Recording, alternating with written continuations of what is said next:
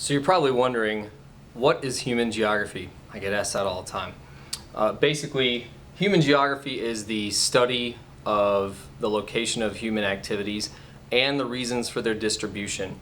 More simply put, it is the why of where, also known as the why of where. It's super important in this course. You're going to be hearing about it a bunch throughout the rest of the year. This guy, Eratosthenes, I think that's how I say it, not 100% sure, but he's actually the person who coined the term geography and really was the main inventor of geography as a field of study. And he lived in Greece from 276 BC to 194 BC.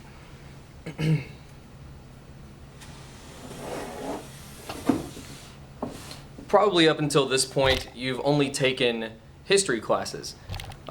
History is different than geography, although they're both pretty related to each other. History really studies the sequence of events over a period of time.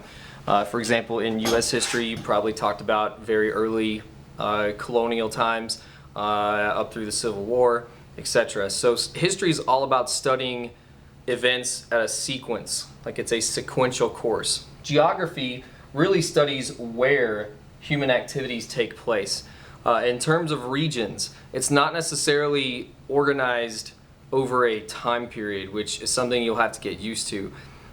We don't really talk about things like starting and ending at a certain point. We are more concerned with where things happen as opposed to the sequence of when they happened.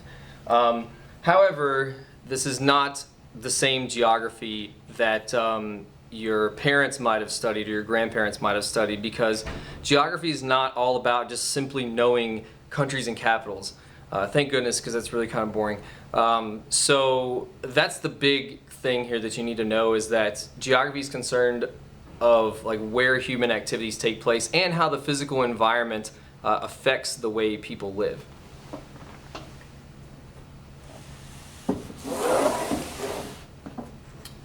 There are two really important forces in play in the world that you'll hear about throughout the rest of the course.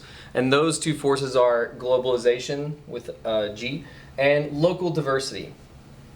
Globalization, right here, G, globalization, is basically technology, that should say tech, but I wiped it off on accident. Technology and communication pull people together. Examples of this are everywhere. Viral videos, music, fashion trends that come up every week. There's a new cool song that's out, or you go to the store in the mall and there's new clothes that you didn't see before. That's an example of globalization, and the point of globalization is to spread ideas throughout the world and really make people the same. An example of that would be Gangnam Style that came out a few years ago. That song was a hit all over the world. No matter where you lived, people probably listened to that song. So yeah, that's an example of globalization. Local diversity is the opposite of that. And it is basically keeping the unique cultural traits of a society. And the biggest difference here is it resists change. Globalization is all about change. Local diversity really resists change. An example of this is traditional clothes, music, and holidays. If you and your family celebrate different holidays, or if you eat different foods than your friends do. And people all over the place are influenced by both of these forces.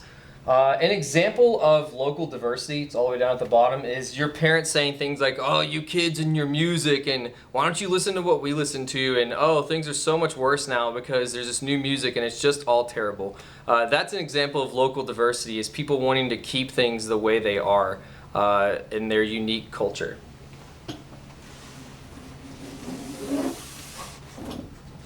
All right, so now we're going to talk about maps and cartography.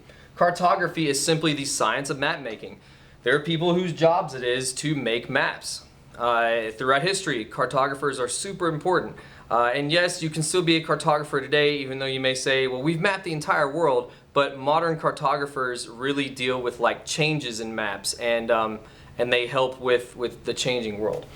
So maps are used for communication and for reference.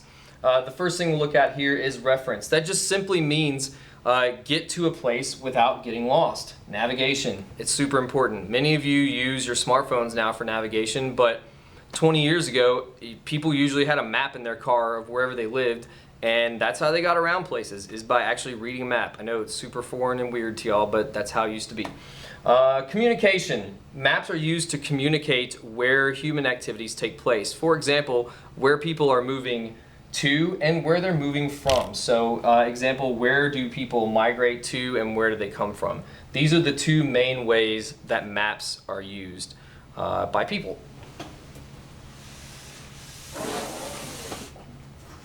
Early map making. The first known maps come from Southwest Asia, otherwise known as the Middle East. Aristotle was the first to demonstrate that the Earth was a sphere by basically he logically looked at the Earth's shadow on the moon and saw that it was round, and that's how he came about with his theory that the Earth was round. Ptolemy lived from 100 to 170 AD. He wrote the Guide to Geography and really codified, which means to make universal. He codified basic cartography principles like that maps should have a compass, maps should have a title. Ptolemy was the one that made a lot of those things standard on maps. And finally, European explorers such as Columbus, Magellan, those guys, they would take information that they found on their exploration and bring it back to map makers so that these cartographers could update the maps of the world. And within a couple hundred years of Columbus's voyages, the world basic continents were just about all outlined on maps pretty accurately.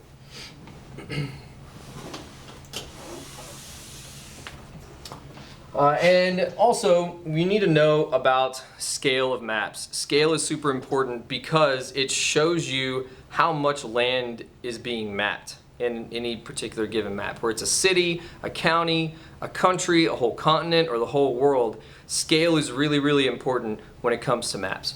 There are three types of scales. 1, 2, 3. The first one is called a ratio or fractional scale. And that simply means that if you have a scale that says 1 to 24,000 scale, that means that 1 inch on the map equals 24,000 inches in actual real land. So that's simply what that means. It's a scale written in a number. You don't often see these on maps a lot of times, but they are very important to know because it could be on the test. That's super important. Next is a written scale where it shows, it's just simply on a map you would write 1 inch equals 1 mile. I would assume that these are probably for maps of cities or more detailed areas that you're looking at where it's not a ton of land. And then finally you have the graphic scale, which is probably what most of you recognize the easiest. The graphic scale simply just shows us that this much area on a map that you can measure equals this many miles. So from here to here is 1 mile, here to here is from 1 to 2, 2 to 3, 3 to 4, and so on. So the most important thing about scale that confuses people, but it doesn't really need to be that confusing, is that when you see a fractional scale like this, if it says 1 to 10,000, that is a much more detailed or zoomed in view than 1 to 10 million would be. So when you see that the number is smaller after the 1, that means that you're looking at a much more detailed area of land. You're looking at a smaller area of land because 1 inch on the map equals 10,000 inches in real life, as opposed to here where 1 inch would equal 10 million inches, which is a hugely that's way more land. So yeah, that's something you really need to understand as far as scale goes. Yay, that's it. Maps!